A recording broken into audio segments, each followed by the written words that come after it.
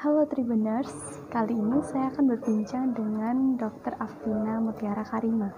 Beliau merupakan salah satu dokter gigi di Rumah Sakit Wisma Medika.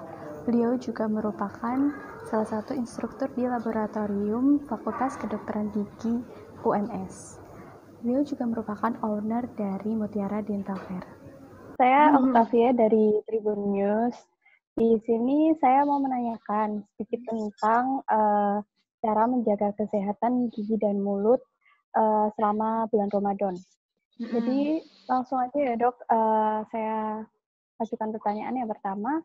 Di bulan Ramadan ini kita dianjurkan berbuka dengan yang manis-manis. Jadi apakah ini berpengaruh dengan kesehatan gigi dan mulut kita? Oke.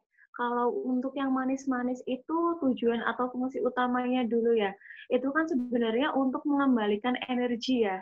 Kan setelah berapa ya, 12 jam kita puasa, ya kan 12 jam ya Mbak ya? 12 jam kita puasa, kurang lebih lah. Itu kan kita nggak ada asupan karbohidrat sama sekali. Nah, otomatis kan kita dianjurkan untuk mengkonsumsi yang manis-manis untuk mengembalikan energi kan Mbak.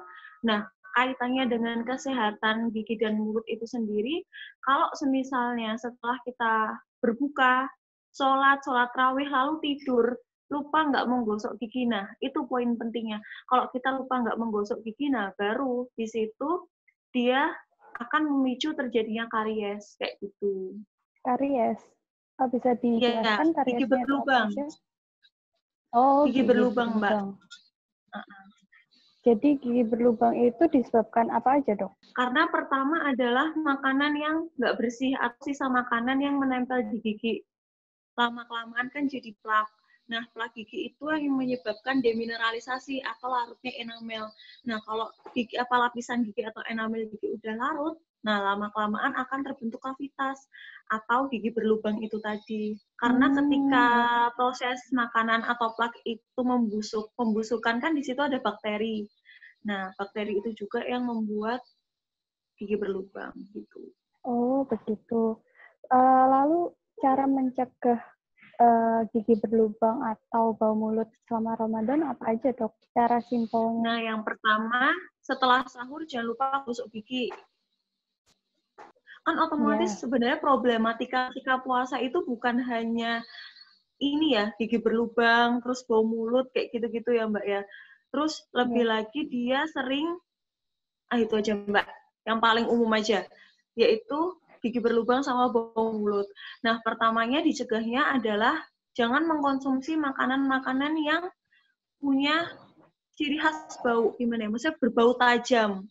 Kayak misalkan pete, jengkol, durian, nah itu akan memperparah keadaan bau mulut, gitu. Terus yang kedua, setelah sahur jangan lupa kita gosok gigi. Jangan habis sahur, sholat subuh, terus tidur. Nah, itu yang menyebabkan terjadinya gigi berlubang atau memicu lubang gigi. Gitu. Terus sebenarnya kenapa toh kok kalau kita puasa tuh bau nafasnya nggak enak. Nah, mulut kita itu kan kering. Nah, kebanyakan orang tuh kayak kurang cairan, minumnya tuh kurang, sedangkan kan dianjurkan 8 gelas. Nah, mereka cenderung kurang cairan. Dan yang kedua kan, kita nggak ada asupan makanan. Ya kan? Kayak organ-organ pencernaan kayak mulut, terus lambung, usus, dan lain sebagainya kan tidak bekerja. Nah, akhirnya mereka untuk pembakaran, untuk energi kita, itu kan membakar lewat cadangan lemak. Nah, cadangan lemak itu akan menimbulkan, bukan akan menimbulkan, dia itu ada produk keton.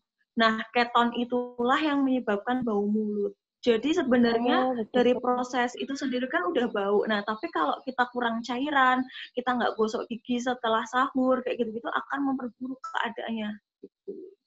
Oh gitu. Kalau untuk makanan yang harus dihindari apa aja, dok? Selain yang berbau tajam? Tadi yang berbau kayak misalkan pete, jengkol, durian, kayak gitu-gitu. Terus makanan manis yang maksudnya manis dan lengket. Itu yang harus dihindari. Yang lainnya sih boleh aja, asal sebenarnya makanan manis juga boleh, asalkan gosok gigi itu tadi Mbak. Jangan sampai ada sisa yang menempel di permukaan gigi gitu. Berarti minimal gosok gigi sehari 2 kali aja atau mungkin ada tips mungkin dok? Setelah sahur, setelah mandi, dan setelah berbuka puasa atau sebelum tidur gitu. Oh iya. Sebenarnya lebih dari 2 kali jumlahnya ya, itu terserah, cuman yang penting adalah waktu yang tepat dan cara menggosok gigi yang tepat. Kayak waktunya harus tepat. Kan kebanyakan pas mandi doang kan. Nah, itu salah sebenarnya setelah kita melakukan aktivitas makan atau aktivitas mengunyah, mastikasi. Nah, itu harus dibersihkan. Harus langsung gosok gigi ya dok? Terus caranya juga harus benar. Mungkin nanti Mbak bisa searching ya caranya kayak gimana biar bisa ditambahin, dan waktunya minimal 2 menit, jangan asal tek-tek, yang penting udah formalitas doang. Nah, sama aja. Oh iya. 2 menit ya dok, berarti minimal. Kalau untuk yang memiliki permasalahan gigi linu atau sensitif itu mungkin ada yang harus dihindari nggak dok makanan-makanannya? Apakah itu makanan otomatis manis kalau atau sensitif seperti apa? atau yang manis dan lengket, tetap yang pertama tuh manis lengket dan yang bersuhu dingin. Itu yang harus dihindari. Bersuhu dingin. Oh ya. Untuk tipsnya dok, tipsnya selama bulan Ramadan apa aja dok untuk menjaga supaya yang memiliki permasalahan gigi sensitif atau gigi berlubang itu tetap memiliki gimana ya?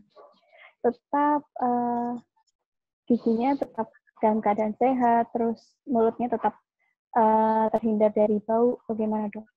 Otomatis yang pertama adalah gosok gigi ya, balik lagi ke gosok giginya itu tadi. Habis sahur, setelah buka, intinya nggak boleh ada makanan yang menempel di gigi, karena itu akan menyebabkan atau memicu bau nafas lebih nggak enak dan juga karies gigi. Terus yang kedua, cairannya harus cukup atau banyak minum. Asupan air putih harus cukup.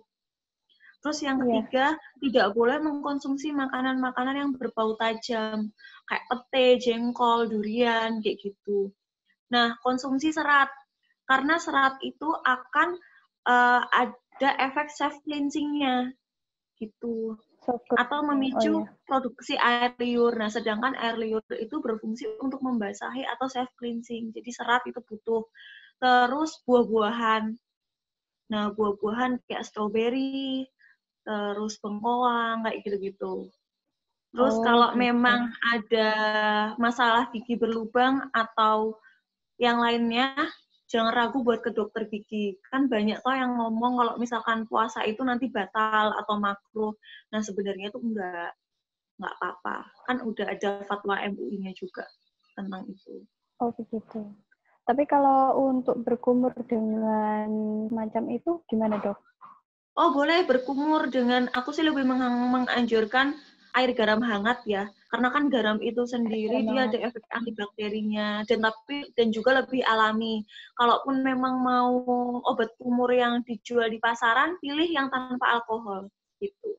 Yang tanpa alkohol ya dok ya, supaya lebih aman itu ya. Jadi mungkin itu aja dok. Oh ya, terima kasih dok. Sama-sama. Semoga bermanfaat ya Mbak ya. Amin.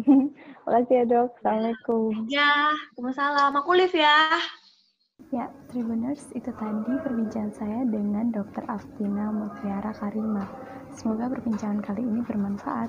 Dan jangan lupa untuk selalu tetap berada di rumah. Selamat menunaikan ibadah puasa. Terima kasih sudah nonton. Jangan lupa like, subscribe, dan share ya.